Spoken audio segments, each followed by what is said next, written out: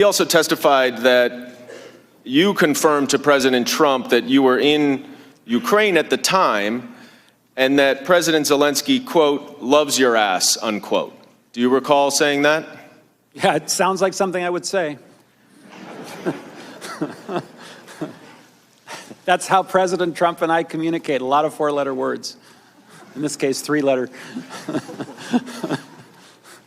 Holmes then said that he heard President Trump ask, quote, is he, meaning Zelensky, going to do the investigation? To which you replied, he's going to do it. And then you added that President Zelensky will do anything that you, meaning President Trump, ask him to. Do you recall that? I probably said something to that effect because I remember the meeting. President Zelensky was very solicitous is not a good word. He was just very willing to work with the United States and was being very amicable. And so putting it in Trump speak by saying he loves your ass, he'll do whatever you want, meant that he would really work with us on a whole host of issues. He was not only willing, he was very eager, right?